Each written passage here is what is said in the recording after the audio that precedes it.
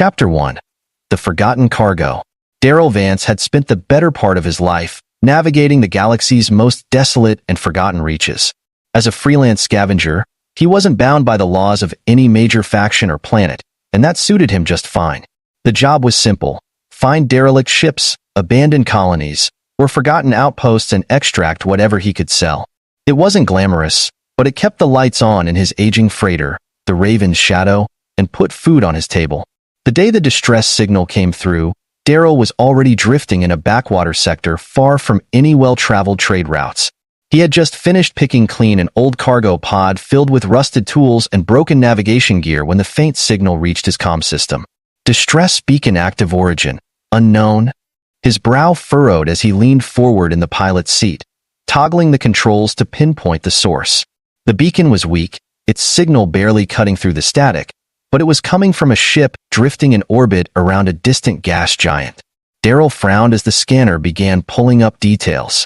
The ship was massive, its silhouette suggesting a long-haul freighter, though the readings were inconsistent. "What the hell are you doing out here?"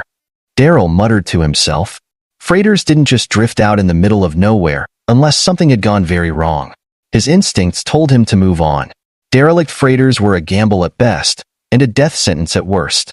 More often than not, they were crawling with pirates, feral androids, or worse.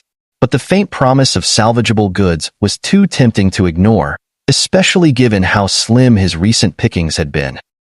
Docking with the unknown. The Raven's Shadow approached the freighter slowly, its engines humming softly as Daryl adjusted his course. As he drew closer, the ship's condition became more apparent. The hull was battered and scarred, as though it had been through a firefight. Large sections were missing, exposing the skeletal framework beneath. The freighter's nameplate was barely legible, but Daryl managed to make out the faded letters, Zephyr's Grace. "Old model," Daryl muttered, his eyes scanning the damage. "Definitely pre-war. Probably hasn't seen action in decades." He maneuvered his ship to align with one of the freighter's airlocks, using manual overrides to secure a docking clamp. The process took longer than usual. The Zephyr systems were barely functional, but eventually, the connection was stable. Daryl suited up, his breath fogging the inside of his helmet as he grabbed his plasma cutter and a handheld scanner. The freighter's beacon continued to pulse faintly, its signal rhythmic and almost eerie in the silence of space. As he stepped through the airlock and into the Zephyr's corridors, a sense of unease settled over him. The ship's interior was dark, illuminated only by the occasional flicker of emergency lights. Dust hung in the air, disturbed by his movement, and the faint smell of scorched metal lingered in the stagnant atmosphere. The first few compartments he explored yielded little. Rusted tools, shattered cargo crates, and scraps of machinery too corroded to be of use. It wasn't until he reached the freighter's lower decks that he found something unusual: the faint sound of movement. Daryl froze, his grip tightening on the plasma cutter. He listened intently, his heart pounding in his chest. The sound was faint, a rhythmic clinking, like metal striking metal. "Probably a loose pipe," he muttered, though the explanation felt hollow. He followed the sound deeper into the freighter, his steps cautious and deliberate. The noise grew louder, accompanied by something else, a voice. It was faint at first, barely audible over the hum of his suit's oxygen system. But as he moved closer, the words became clearer, though he couldn't understand them. The voice was melodic yet strained, the tone one of desperation. Daryl's pulse quickened.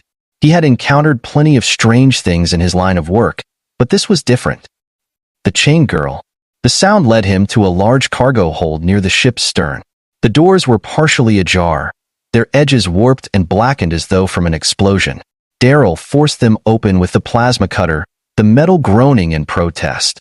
The hold was vast, its walls lined with rows of empty stasis pods and cargo racks. At first glance, it appeared abandoned like the rest of the ship. But then he saw her. At the center of the hold, illuminated by a single, flickering light, was a figure slumped against a metal post. Chains secured her wrists and ankles, their links glinting in the dim light. Her skin was a deep, shimmering blue, marked with faint, glowing patterns that pulsed in time with her labored breaths. She was humanoid in shape, but undeniably alien, her features sharp and elegant.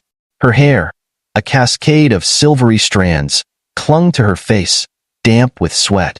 Her eyes, large and luminous, flicked open as Daryl approached, locking onto him with a mix of fear and hope. "Help me," she whispered, her voice weak but unmistakably pleading.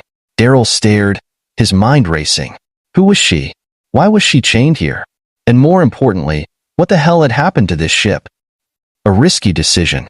Instinct warred with logic as Daryl assessed the situation. He had no idea who this alien was or why she was imprisoned, but her condition was dire. She was dehydrated, malnourished, and clearly injured. "Hang on," he said, setting down his tools and approaching cautiously. "I'm not here to hurt you." The alien girl flinched as he knelt beside her, her glowing eyes narrowing. "Please," she said again, her voice trembling. "Don't leave me." "I'm not leaving," Daryl assured her, though he couldn't keep the edge of unease from his voice. He examined the chains, noting the intricate locks and strange symbols etched into the metal. They weren't standard restraints, these were designed for something far more advanced. "This might sting a bit," he warned, activating the plasma cutter. The girl didn't respond, her gaze fixed on him as he carefully cut through the first chain. The metal glowed red-hot before snapping with a sharp crack, and she let out a small gasp of relief.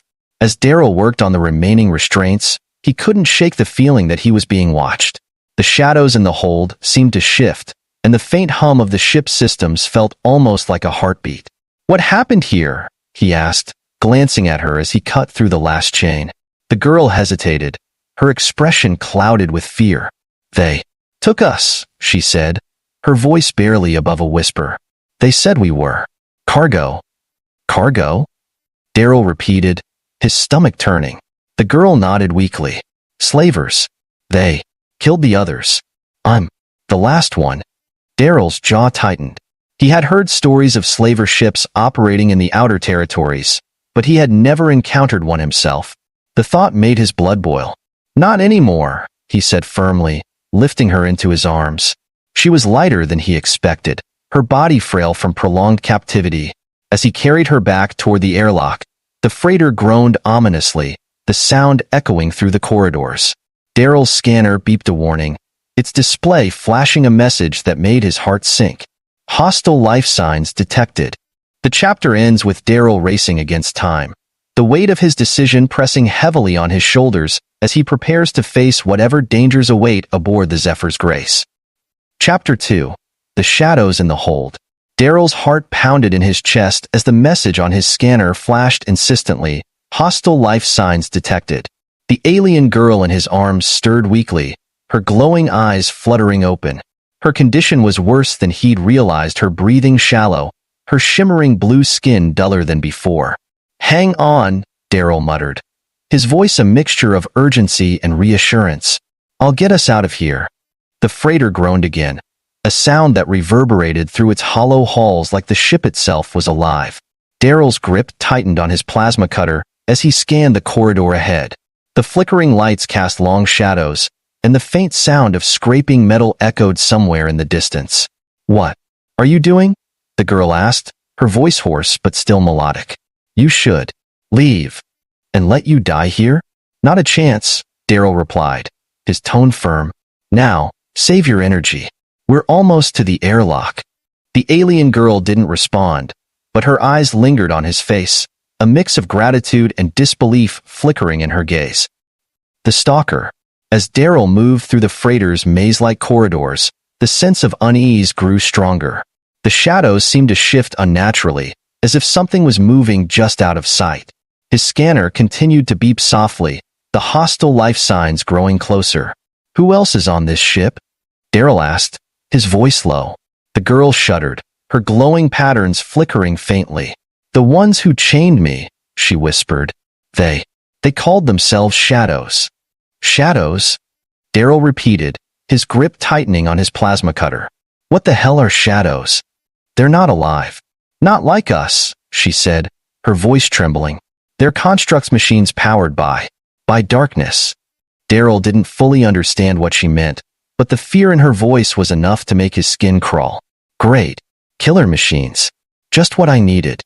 The scraping sound grew louder, accompanied by a faint, rhythmic thudding. Daryl's eyes darted to the ceiling, where a vent cover had been ripped away. Something metallic and insect-like scuttled across the exposed piping, its glowing red eyes briefly visible before disappearing into the darkness. Daryl cursed under his breath, quickening his pace. He could see the airlock ahead, its door partially open and the faint glow of his ship visible through the gap. "Almost there," he said, more to himself than to the girl. "Just a little further." The ambush. They were within a few meters of the airlock when the first shadow struck. It dropped from the ceiling with a deafening clang, its sleek, insectoid body gleaming in the dim light. Its legs were razor-sharp, its glowing red eyes fixed on Daryl and the girl. Daryl didn't hesitate. He raised the plasma cutter and fired, the beam slicing through one of the shadow's legs. The construct screeched a high-pitched, metallic sound that made Daryl's ears ring and lunged at him. "Stay down," Daryl shouted, setting the girl on the ground and stepping in front of her. The shadow lashed out with a bladed limb, narrowly missing Daryl as he dodged to the side. He retaliated with another burst from the plasma cutter, the beam carving through the construct's torso and sending it collapsing to the floor in a sparking heap. Daryl barely had time to catch his breath before two more shadows emerged from the darkness, their movements eerily coordinated. One darted toward him while the other moved to flank the girl. "No, you don't," Daryl growled, grabbing a nearby piece of debris and hurling it at the flanking shadow. The impact knocked it off course, giving him just enough time to fire at the second construct. The plasma cutter's beam struck true, severing its head in a shower of sparks. But the first shadow recovered quickly, its remaining limbs clawing toward the girl. She let out a weak cry, her glowing patterns flickering brighter as she tried to push herself away. Daryl lunged forward, his plasma cutter slamming into the shadow's chassis. With a grunt, he forced the beam through its core, the construct shuddering violently before going still. Escape. The corridor fell silent except for Daryl's ragged breathing. He turned to the girl, who was staring at him with wide, glowing eyes. "Can you walk?" he asked, kneeling beside her. She nodded weakly. "I think so." Daryl helped her to her feet, her weight almost nothing in his arms. Together, they stumbled toward the airlock, the faint hum of his ship's engines like a beacon of safety. As they crossed the threshold into the Raven's shadow, Daryl slammed his fist against the control panel, sealing the airlock behind them. The freighter's groans and creaks faded as the bulkhead closed, replaced by the familiar hum of his ship's systems. "We're safe," Daryl said, though he wasn't entirely sure he believed it. The girl collapsed onto one of the crew's seats, her breathing labored but steady. "Thank you," she whispered, her voice barely audible. Daryl sat across from her, his hands still trembling. "Don't thank me yet," he said. "We're not out of this mess. Who knows how many of those things are still out there?" She nodded faintly, her glowing patterns dimming as exhaustion overtook her. "You saved me," she said softly, her eyes closing. "I owe you." Before Daryl could respond, she drifted into unconsciousness. The chapter's cliffhanger. Daryl leaned back in his seat, exhaling deeply. He had no idea what he had just gotten himself into, but one thing was clear. This wasn't over. The shadows were still out there, and the girl, whoever she was at the center of it all. As he set a course for the nearest safe system, his scanner beeped again. A new signal. This one wasn't a distress beacon, it was a warning. Pursuit detected. Hostile vessels inbound. Daryl's stomach dropped as the Raven's shadow shuddered, a faint tremor indicating something had latched onto the freighter's hull. The chapter ends with Daryl gripping the controls, his mind racing as he prepares for the fight of his life. Chapter 3. The Pursuit. Daryl's heart pounded as the Raven's shadow shuddered violently under the weight of something clamping onto its hull. The faint, rhythmic thudding of metal echoed through the ship, a haunting reminder that the shadows had not given up their hunt. He bolted to the cockpit, his fingers flying over the control panel as he scanned the ship systems. The radar painted a grim picture. Several small craft were closing in on his position, their signatures sharp and hostile. "Great," Daryl muttered, his voice tight with tension. "Not only do we have killer robots on board, but now their friends are coming to join the party." The alien girl stirred weakly in the crew seat where he had left her, her glowing patterns flickering faintly. She opened her eyes, her gaze heavy with exhaustion but sharp with alarm. "They're here," she said, her voice strained. The shadows don't stop. Yeah, I'm getting that impression, Daryl replied, gripping the controls tightly. I'm guessing they're not here for a friendly chat. She shook her head, her silver hair cascading around her face. They're here for me. I'm the last one. A glimpse of truth. Daryl spared her a glance, his curiosity battling his immediate survival instincts. The last of what? He asked, his voice laced with urgency. Her golden eyes met his, filled with a mix of fear and determination. The last of my people, she said softly. We were hunted, captured, and used. Used for what? Daryl demanded, his tone sharper than he intended. She hesitated, her glowing patterns dimming as though the memory itself was draining her. The shadows extract energy from us, our life force. It powers their constructs. When they captured my people, they drained them, until nothing was left. Daryl's stomach twisted. He had heard rumors of such horrors in the darker corners of the galaxy, but he had never imagined he'd come face to face with their reality. And now they want to finish the job with you? The girl nodded, her expression grim. If they capture me, they'll use my energy to create more of themselves. They'll become unstoppable. Daryl exhaled sharply, his mind racing. Not on my watch. The battle for survival. The Raven's shadow shuddered again as the shadows began their assault. Alarms blared across the ship's console, indicating breaches in the outer hull. Daryl pulled up the security feed, his blood running cold as he saw the insectoid constructs scuttling along the exterior. They're trying to cut their way in, he said, his voice tight. If they breach the main cabin, we're done. The girl pushed herself upright, her movements slow but deliberate. I can help, she said, though her voice wavered with exhaustion. You can barely stand, Daryl argued. You need to rest. She shook her head, her glowing patterns flaring briefly. I may be weak, but I'm not helpless. My energy can disrupt their systems. Daryl hesitated, the weight of the decision pressing down on him. He didn't want to risk her life, but he also knew they had no other option. All right, he said finally. Tell me what you need. A desperate plan. The girl explained her plan quickly, her words steady despite the chaos around them.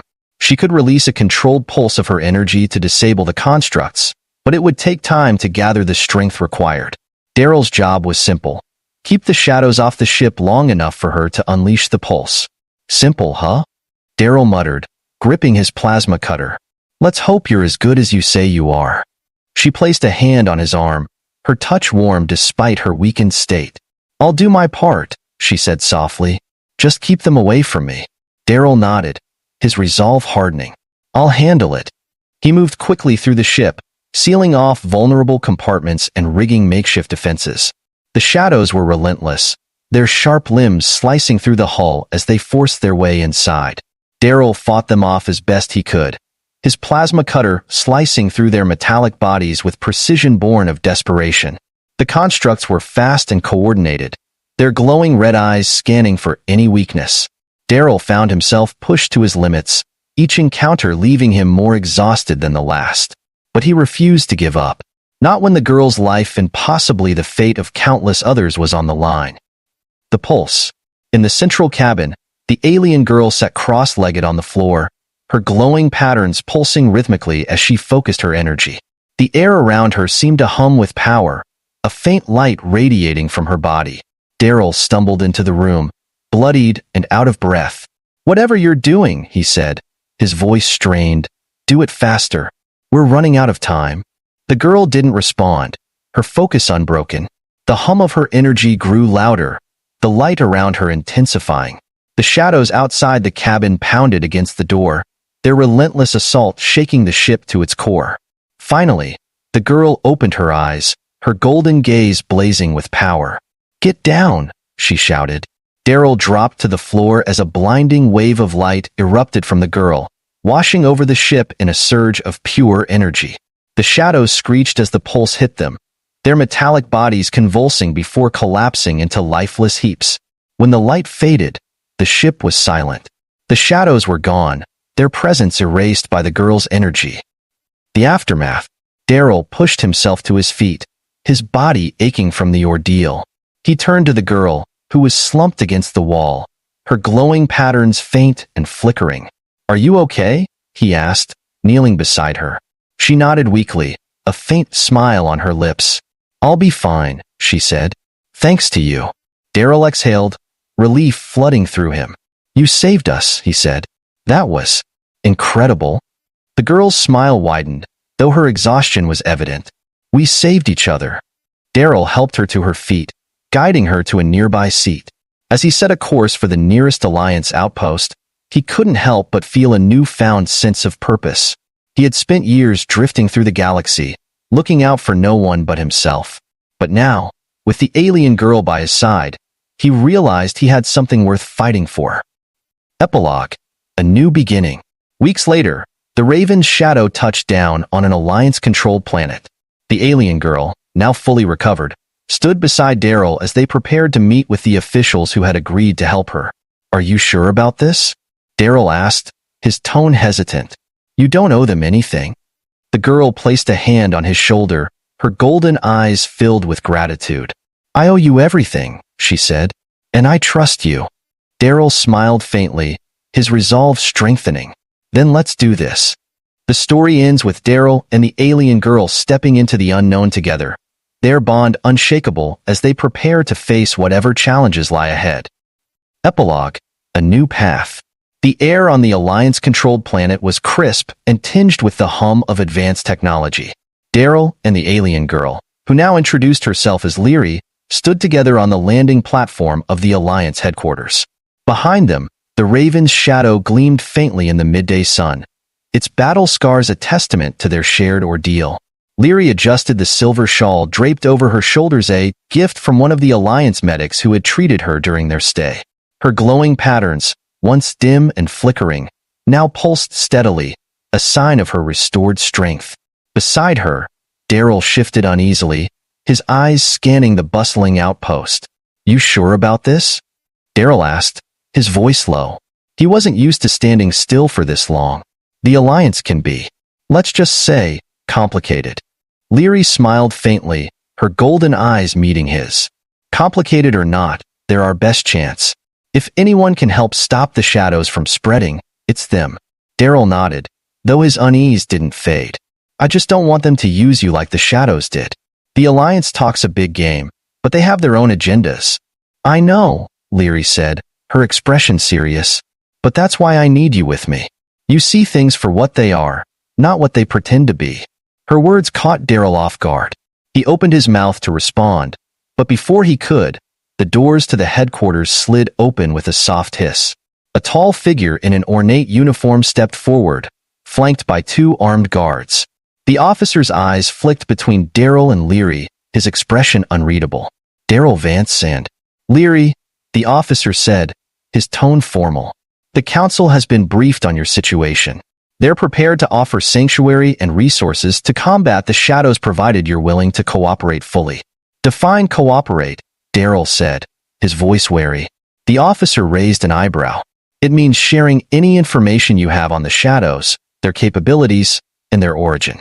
In return, we'll provide protection and aid." Leary stepped forward, her glowing patterns brightening. "I'll cooperate," she said, her voice steady. "But I won't be your test subject.